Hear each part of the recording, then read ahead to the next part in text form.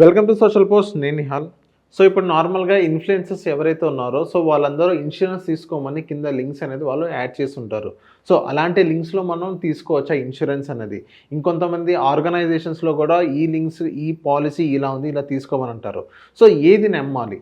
So దీని గురించి మాట్లాడడానికి మధు గారు ఉన్నారు, ఫినాన్షియల్ ప్లానర్. సార్తో మనం మాట్లాడదాం. Hello sir, welcome to social post. Hello అండి. సార్, ఇప్పుడు నార్మల్గా ఇన్ఫ్లుయెన్సర్స్ ఉన్నారు. సో వాళ్ళందరూ ఇన్సూరెన్స్ మీద రీల్స్ చేసి సో కింద బయోలో ఉంటుంది లింక్స్, అందులో మీరు ఇన్సూరెన్స్ తీసుకోండి అని అంటారు. సో వాళ్ళందరూ అన్ని ఇన్సూరెన్స్ ఇంక్లూడ్ చేస్తారా, లేకపోతే ఒక పర్టికులర్ ఇన్సూరెన్స్ని టార్గెట్ చేస్తారా? ఇంకొంతమంది ఆర్గనైజేషన్స్ ఉన్నారు, ఆర్గనైజేషన్స్ వాళ్ళందరూ ఇన్సూరెన్స్ తీసుకోవాలి, మాస్టర్ క్లాసెస్ తీసుకుంటారు. సో మనం దేన్ని చూస్ చేసుకోవాలంటారు? సో ఒక రకంగా మన ఇండియా లెవెల్ ఆలోచిస్తే హెల్త్ ఇన్సూరెన్స్ యొక్క పెనిట్రేషన్ అనేది చాలా తక్కువ ఉందండి. దానికి ఏదో విధంగా అసలు పబ్లిక్ ఎడ్యుకేట్ చేస్తున్నారంటే వాళ్ళందరినీ మెచ్చుకోవాల్సిందే. అయితే ఒకటి వన్ సైడ్ వెళ్ళిపోద్దని చెప్తే ఎప్పుడైనా సరే మనం పూర్తిగా అండర్స్టాండింగ్ చేసుకోవాలి. ఒక ప్రోడక్ట్ కొనే ముందు ఈ ప్రోడక్ట్ని నేను మళ్ళీ రియల్ టైంలో యూజ్ చేసుకునే టైం వస్తే నేను ఎక్కడైతే పర్చేజ్ చేశానో కెన్ దే గివ్ సర్వీస్ అనేది ఒకటి చూసుకోవాలి. రెండవది, ఇన్ఫ్లుయెన్సర్ చాలామంది ఎడ్యుకేట్ చేస్తున్నారు ఈ రోజుల్లో. అయితే వన్ సైడ్ కూడా ఉండకూడదు అడ్వైజ్ అనేది. ఇప్పుడు నేను ఒక ప్రోడక్ట్ XYZ ప్రోడక్ట్ని తీసుకొని ఇదే మంచిది కొనండి అని చెప్తే ఆల్రెడీ వేరే ప్రోడక్ట్లో ఉన్న వాళ్ళు ఏం చేస్తున్నారంటే హెల్త్ ఇన్సూరెన్స్లో మెయిన్గా నేను చూసేది దీని నుంచి దానిలోకి పోటు కొట్టేస్తున్నారు. ఈ మధ్యలో ఒక 2-3 క్లెయిమ్ చూసాం మేము. ఆల్మోస్ట్ 10 years 12 years సీనియారిటీ ఉన్న పాలసీని వాళ్ళు పోటు కొట్టారు. ఇప్పుడు నేను ఒక 10 సంవత్సరాల నుంచి ఒక పాలసీ తీసుకున్నాను. లైఫ్ కేస్ నేను చెప్తాను. ఆయన 10 సంవత్సరాల నుంచి తీసుకున్నాడు. ఆయనకు కంటిలో ఏదో ప్రాబ్లం వచ్చింది. రీసెంట్గా మంచి రీల్ చూశాడు, అందులో లింక్ వచ్చింది, కొట్టేసాడు. ఇప్పుడు ఆర్గనైజేషన్ ఎక్కడికి వెళ్ళిపోయింది, అది ఇంకో కొత్త కంపెనీలోకి వెళ్ళిపోయింది. రకరకాల ఫీచర్స్ అవి ఇవన్నీ వాట్సాప్లో వాళ్ళు పంపించేశారు పాలసీ కాపీ. అయితే రీసెంట్గా ఆ క్యాట్రాక్ట్ ఆపరేషన్ కోసం వెళ్తే కొత్త కంపెనీ ఏం అడుగుతుంది, మీకు ఈ ప్రాబ్లం అయిపోయిన వచ్చింది. ఆయన 10 సంవత్సరాలు ఉంది, సీనియారిటీ 2.5 years నుంచి ప్రాబ్లం ఉందండి, కొంచెం బ్లరింగ్ విజన్ ఉందని చెప్పాడు. క్లెయిమ్ రిజెక్ట్ అయింది. ఆయన ఆర్గ్యుమెంట్ ఏంటి, నేను 10 సంవత్సరాల నుంచి కడుతున్నాను కదా, ఎందుకు రిజెక్ట్ చేస్తారు? క్యాట్రాక్ట్ అనేది 2 years వెయిటింగ్ పీరియడ్, ఒకవేళ కంటి ఆపరేషన్ ఏదైనా సరే. అవును, ఆయన ఆర్గ్యుమెంట్ ఈజ్ ట్రూ.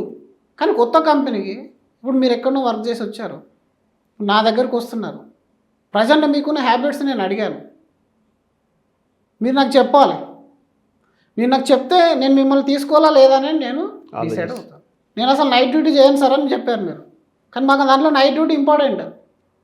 అప్పుడు మీరు నేను అడిగిన దాని క్వశ్చన్ ఆన్సర్ చేసినట్టయితే నేను చెప్తాను. అంటే 10 ఏళ్ల నుంచి నేను నైట్ డ్యూటీ చేయలేదు కాబట్టి నేను ఇక్కడ కూడా చేయను అనేది మీరు చెప్పడానికి లేదు ఇన్సూరెన్స్లో. అక్కడ ఏమైంది, మీరు అక్కడ ఉండొచ్చు, ఒకవేళ మీరు నా దగ్గర కంటి ప్రాబ్లం ఉందని తెలిస్తే మేము మీ పోర్టు తీసుకోకపోవడం అనేది మాది మా కాల్. కానీ మీరు అనుకున్నది ఏంటి, ఆఫ్టర్ 5 years మొరటోరియం వచ్చింది, అది నేను పోర్ట్ అయిపోతే నాకు కవరేజ్ రావాలి. ఈ లాజిక్ మిస్ అయిపోతారు చాలామంది. ఎప్పుడైనా సరే పోర్టు కొట్టేటప్పుడు కొన్ని రూల్స్ అండ్ రెగ్యులేషన్స్ ఉంటాయి. ఒక అడ్వైజర్ వస్తేనే 10 తప్పులు చేస్తున్నాడు. మనిషి మనం కొనుక్కునేటప్పుడు ఎన్ని తప్పులు జరుగుతాయి. కానీ ఇవన్నీ పోర్ట్ గురించి కానీ ఇవన్నీ అది మాస్టర్ క్లాసెస్లో కానీ ఆ ఇన్ఫ్లుయెన్సెస్ కానీ ఎందుకు సరిగ్గా చెప్పారంటారు? ఒకటి బిజినెస్ మోడల్ మనం అర్థం చేసుకోమని చెప్తాం ఎప్పుడైనా సరే. ఇప్పుడు నా బిజినెస్ మోడల్ ఏంటి, మీ బిజినెస్ మోడల్ ఏంటి? ఇప్పుడు ఒక ఇన్ఫ్లుయెన్సర్ బిజినెస్ మోడల్ దేని మీద డిపెండ్ అయి ఉంటుంది, the number of views, right? అంతే కదా. వాళ్ళు ఏదైనా మంచి రీల్ చేస్తే వ్యూస్కి వెళ్ళడం, పాపులర్ అవ్వడం, దానివల్ల వాళ్ళకి ఏదైనా మనీ జనరేట్ అవుతుంది. వాళ్ళు సర్వీస్ చేసినందుకు జనరేట్ అవ్వదు మనీ. నేను ఒక మంచి హెల్త్ పాలసీ అమ్మినందుకు వాళ్ళకి జనరేట్ అవ్వదు. అంటే వాళ్ళు ఎడ్యుకేషన్ వరకు ఇస్తారు, లింక్ ఇస్తారు, ఒకవేళ మీకు కావాలంటే మా ఆధార తీసుకోండి. అది మనం తెలుసుకోవాల్సిందనమాట. అదే ఒక అడ్వైజర్ అయితే తనకు పేమెంట్ ఎట్లా వస్తుంది? తను హెల్త్ ఇన్సూరెన్స్ సంబంధించిన రీల్ మీకు ఫార్వర్డ్ చేస్తే తనకు పేమెంట్ వస్తుందా? రాదు కదా. తనకి ఎందుకు పేమెంట్ వస్తుంది? తను మీకు ఈ అడ్వైజ్ చేసినందుకు, రేపు పొద్దున క్లెయిమ్లో అసిస్టెన్స్ ఇచ్చినందుకు తనకు పేమెంట్ వస్తుంది. అంటే ఇక లాజిక్ మనమే క్లియర్గా మిస్ అయిపోతున్నాం కదా. అయితే చాలామంది జనాలు ఆ లింక్స్ని ఫాలో అవడానికి కూడా రీజన్ ఉంది. అడ్వైజర్ అయితే ఒకటే కంపెనీ చెప్తాడు, తనకు నా దగ్గర ఉన్నదే చెప్తాడు, నచ్చినా నచ్చకున్నా మంచిదైనా కాకున్నా అదే మనకు అంటగట్టే ప్రయత్నం చేస్తాడు. అదే నేను సైట్లోకి వెళ్ళి తీసుకుంటే లేదా ఏదైనా లింక్ ద్వారా తీసుకుంటే నాకు మల్టిపుల్ కంపెనీస్ వస్తాయి, ఏది తక్కువ ఉంటుంది నేను తీసుకోవచ్చు అని అనుకుంటారు.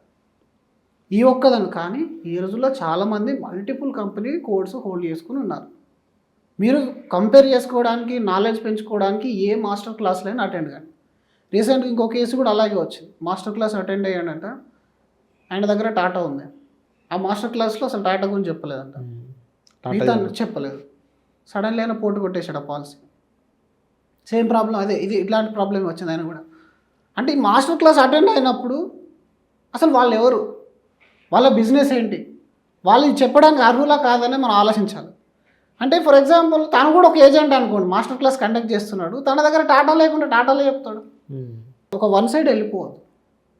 వీళ్ళు చెప్పేది మనకేంటంటే చాలామంది ఈ ట్రాన్స్పరెన్సీ కానీ ఎథిక్స్ కానీ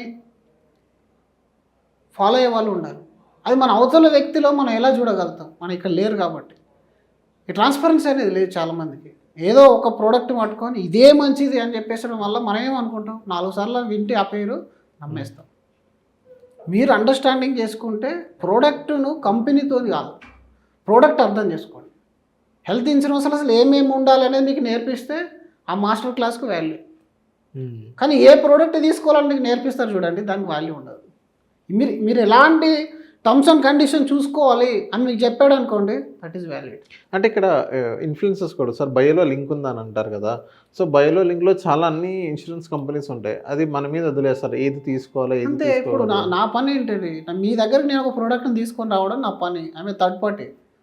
అంతేగాని ఐఎమ్ నాట్ సర్వీసింగ్ పర్సన్. ఆ లింక్స్ మీద క్లిక్ చేసిన వాళ్ళకి ఎంతమంది బ్రోకరేజ్ వెళ్తుందా, మేబీ అది ఇంకా బ్యాక్ ఎండ్లో ఎలా ఉంటుందనేది తెలియదు. ఓకే, అది వాళ్ళకి బ్రోకరేజ్ వెళ్తుందా లేదనంటే ఓన్లీ దానికి రిఫరెన్స్కి ఏమైనా డబ్బులు వస్తాయా అనేది తెలియదు. బట్ ఎంతో కొంత వస్తుంది, రాంగ్ అయితే ఎవరేం పని చేయరు, ఫ్రీగా ఎవరు చేయరు. ఇప్పుడు మేము హెల్త్ ఇన్సూరెన్స్ ఏజెంట్, మీ హెల్త్ ఇన్సూరెన్స్ ఏజెంట్ అయితే మేము చెప్తే మేము సర్వీస్ చేస్తాం, హెల్ప్ చేస్తాం, క్లెయిమ్ వచ్చినప్పుడు అసిస్టెన్స్ ఇస్తాం, అండ్ మా దగ్గర ఉన్న ప్రోడక్ట్లు మేము చెప్పగలుగుతాం, ఇందులో ఏది బెస్ట్ అనేది చెప్పగలుగుతాం, మన దగ్గర లేదని చెప్పగలుగుతాం. దానికి మాకు పేమెంట్ అనేది వస్తుంది. బయట ఉన్న వాళ్ళకు కూడా ఏదో ఒక రకంగా పేమెంట్. అందుకే అంటున్నాం బిజినెస్ మోడల్ అనేది అర్థం చేసుకోవాలి. అంతే, బిజినెస్ మోడల్ అని అర్థం చేసుకోవాలి. కానీ ఒక ప్రోడక్ట్ను పదే పిండి కొట్టినట్టు చేసి ఇదే మంచిది ఏదైతే చెప్తారో దట్ ఈస్ రాంగ్ అడ్వైస్. ఎందుకంటే అందరికి ఒక ప్రోడక్ట్ ఎప్పటికి సూట్ కాదు. లైఫ్ ఇన్సూరెన్స్ ఇప్పుడు ఒక కంపెనీ ప్రమోట్ చేస్తున్నారు, ఒకటే కంపెనీ, మిగతా కంపెనీస్ క్లెయిమ్ ఇవ్వట్లేదా? హెల్త్ ఇన్సూరెన్స్కి వచ్చేసరికి ఒక లింక్ ఇచ్చేస్తున్నాడు, ఏదన్నా కొట్టేసుకున్నాం. అసలు హెల్త్ ఇన్సూరెన్స్లో ఎంత ఇంపార్టెంట్గా ప్రపోజల్ ఫిల్అప్ చేయాల్సి వస్తుందో అడ్వైజర్లకే చాలామంది తెలియదు. నేను చెప్తున్నాను, అడ్వైజర్లకు చాలామంది తెలియదు. కస్టమర్కి వచ్చేసరికి చాలా క్రిటికల్ ప్లేసెస్లో వాళ్ళు వేసిన దగ్గర నో దగ్గర వేసి పెడతారు. ప్రాబ్లం ఎప్పుడు వస్తుందండి? సర్వీసింగ్ టైంలో వస్తుంది. ఇప్పుడు ఏం ప్రాబ్లం రాదు. మీరు ఎడ్యుకేట్ అవ్వండి, ఇన్ఫ్లుయెన్సర్ కూడా ఎడ్యుకేట్ చేయండి, కానీ ప్రాపర్గా ఎడ్యుకేట్ చేయండి. ప్రమోట్ చేయదు ఒక ప్రోడక్ట్ని ఎప్పుడు. కానీ ఒక ప్రమోట్ చేసినట్టు ఇక మళ్ళీ నీకు బయట వాళ్ళకి తేడా ఉంది. ఇప్పుడు నీ సబ్స్క్రైబర్స్ అంతా నిన్ను నమ్ముకొని ఉన్నారు, నువ్వు ఏది చెప్తే అదే వేదం అన్నట్టుగా తీసుకుంటున్నారు. ఇప్పుడు నువ్వు ఒక ప్రోడక్ట్ను ఇదే మంచిదని చెప్పడం వల్ల, ఇప్పుడు ఫేవరెట్ హీరో గుట్కా బుక్తే మనం గుట్కా బుక్ చేస్తాం, స్మోక్ చేస్తే మనం స్మోక్ చేస్తున్నాం. ఆ రెస్పాన్సిబిలిటీ మన ఇన్ఫ్లుయెన్సర్కి ఉండాలి. ఏదైనా చెప్తే జనాలకు యూజ్ అయ్యేది చెప్పాలి, హోలిస్టిక్ అడ్వైజ్ ఇవ్వాలి. దానివల్ల రేపు పొద్దున వాళ్ళు ఇబ్బంది పడకుండా ఉంటారు. లేదంటే చాలామంది చెప్తారు, ఇప్పటికే ఎంతోమంది రీల్స్ రీపోస్ట్ కొడుతూ ఉన్నారు, వీడి వల్ల నేను ఇది తీసుకున్నా, వాడి వల్ల నేను అది తీసుకుని తర్వాత ఎవరు రెస్పాండ్ అవ్వట్లేదు. అలాంటి పరిస్థితి తెచ్చుకోవద్దు, ఇన్ఫ్లుయెన్సర్ తెచ్చుకోవద్దు. జనాలు కూడా ఒక దగ్గర డిపెండ్ కాకుండా మల్టిపుల్ ప్లేసెస్లో వెతికి ఏది రైట్ అనేది మీరు చూజ్ చేసుకోండి. ఇప్పుడు ఎక్కడి నుంచో ఢిల్లీలో ఉన్న వాళ్ళు మాస్టర్ క్లాస్ కండక్ట్ చేసి ఈ 2 ప్రోడక్ట్లే మంచిది అని చెప్పి ప్రపంచం మొత్తం అన్ని స్టేట్లలో ఈ 2 ప్రోడక్ట్లే మంచి అని చెప్తున్నారు. అలా ఉండదు. స్టేట్ వైజ్ మారిపోతుంది, హాస్పిటల్ వైజ్ మారిపోతుంది, ఒక్కొక్క దాని ప్రియారిటీ ఒక్కొక్కలా ఉంటుంది. మన హెల్త్ కండిషన్ మీద డిపెండ్ అయి ఉంటుంది, మన ఆరోగ్య సమస్యలు ఎట్లున్నాయి, మనం చేసే ఆక్యుపేషన్ ఎట్లుంది, అందరికి ఎప్పటికొకటి సెట్ కాదు. అది తప్పు. వన్ సైడ్ ఏదైతే వెళ్తున్నారో అందులో ప్రజలు జాగ్రత్తగా ఉండాలి. ఇన్ఫ్లుయెన్సర్ కూడా వాళ్ళ బాధ్యత తీసుకోవాలి. ఇన్ఫ్లుయెన్సర్ చాలామంది ఈ మధ్యలో చేసేది అదే అండి, సిస్టంలో ఉన్న లూప్ హోల్స్ 1-2 దొరికించుకుంటారు, ఫస్ట్ ఎడ్యుకేట్ చేస్తారు, దాని తర్వాత వాళ్ళకి నచ్చిన ప్రోడక్ట్ అమ్మేస్తారు.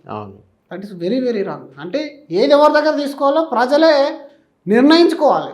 నేను ఎక్కడ తీసుకుంటే బాగుంటుంది. ఇప్పుడు ఇక్కడ తీసుకొని తప్పులు చేసి రేపు హాస్పిటల్లో పడ్డ తర్వాత కస్టమర్ కేర్ కాల్ చేస్తే బాగుంటుంది. ఇప్పుడు మాస్టర్ క్లాస్ ఒక ఆయన కండక్ట్ చేస్తున్నాడు, చాలా మంచి ప్రోడక్ట్ డిజైన్ చేసి మీకు ఇస్తున్నాడు, కానీ రేపు సర్వీసింగ్ వస్తే మళ్ళీ కస్టమర్ కేర్లో ఎవరు ఉంటారండి ఈ రోజుల్లో?